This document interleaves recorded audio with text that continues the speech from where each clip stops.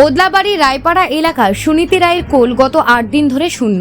তার ছোট ছেলে নবম শ্রেণীর ছাত্র রনিক রায় গত ৩০শে আগস্ট থেকে নিখোঁজ। স্কুলে যাওয়ার উদ্দেশ্যে বাড়ি থেকে বের হলেও সেই দিন আর বাড়ি ফেরেনি সে। মা সুনীতি রায় এখনও ছেলের মা ডাক শোনার অপেক্ষায় দিন কাটাচ্ছেন। শুক্রবার সকালে খাওয়া দাওয়া করে রনিক স্কুলে যায়, কিন্তু বিকেল গড়িয়ে গেলেও সে তার বাড়ি ফেরেনি।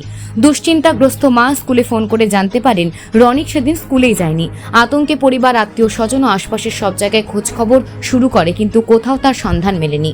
সুনীতি রায় ওদলাবাড়ির একটি এনজিওর মাধ্যমে মাল থানায় লিখিত অভিযোগ দায়ের করেন, কিন্তু ৮ দিন পেরিয়ে গেলেও তার ছেলের কোনো খোঁজ পাওয়া যায়নি।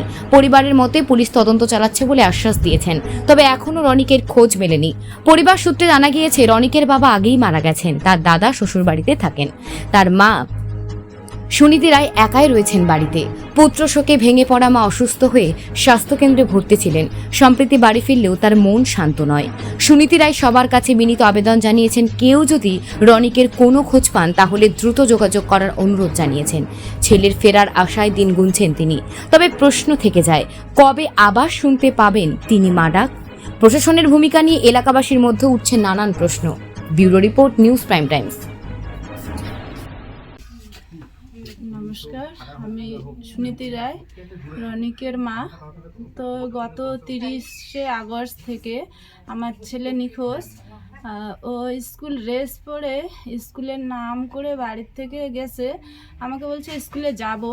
তো আমি তো একটা কাজ করি, আমি 9টার সময় বের হয়ে চলে যাই। হ্যাঁ, তো ওকে আমি খাওয়া দিয়ে গেছি। তো বাইরে আমাদের মানে যারা পাড়া প্রতিবেশী আছে তারা দেখছে যে ও স্কুল ড্রেস পরে গেছে। তো আমি জানি স্কুলে গেছে। তো স্কুলে হচ্ছে ও মানে আমি অ্যাটেন্ডেন্স যখন খুঁজি, হ্যাঁ, টাইম পার হয়ে গেছে, তখন আমি ভাবছি যে স্কুলে গেছে। যখন টাইম পার হয়ে গেছে তখন আমি পাড়া প্রতিবেশী যারা বন্ধু বান্ধব আছে সবার কাছে খোঁজ নেই যে ও স্কুলে যায়নি। কেউ দেখছে সুভাষপল্লী মোড়ে, কেউ রাস্তায় দেখছে, এই আর কি। তো স্কুল ড্রেসেই দেখছে। তারপরে ওরা মানে আমি তখন পরের দিনে আমি স্যারকে ফোন করছি। হেড স্যার বিভিন্ন কাজের জন্য বাইরে ছিলেন, উনি সেদিন ছিল না, অ্যাটেন্ডেন্স দেখতে পারেনি। পরের দিনে আমি আবার ফোন করছি, অ্যাটেন্ডেন্স দেখছে। তো রনিক সেদিন অ্যাটেন্ডেন্স করেনি। হ্যাঁ, যাই হোক করেনি। তো তারপরে আমি বিভিন্ন আত্মীয় স্বজন সবার বাড়িতে খোঁজখবর লাগাই, আমার আত্মীয় স্বজন, তারপর ওর বন্ধু বান্ধব সবার খোঁজখবর করছি, বাড়িও গেছি। তো ও কারো বাড়িতে যায়নি। তারপর ভাবছি হচ্ছে ও ফুটবলও খেলে, তো ভাবছি হয়তো ফুটবল খেলতে গেছে তাই কোথাও আটকা পড়ছে বা এরকম কিছু একটা। হ্যাঁ, তাই আমি 2 দিন পরে যখন 30 তারিখে ও হারিয়ে গেছে, মানে 30 তারিখ থেকে নেই, আমি ভাবছি ফুটবল খেলতে গেছে, তাই আমি এফআইআরটা, ম্যাচিং ডায়েরিটা হচ্ছে প্রথম মানে 1 সেপ্টেম্বরে করছি।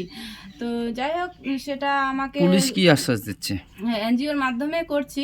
পুলিশ আশ্বাস দিচ্ছে এবং পুলিশ আমাদের বাড়িতে আসছে, বলছে যে আমরা আশ্বাস দিচ্ছি আপনাকে, আমরা খুঁজতেছি।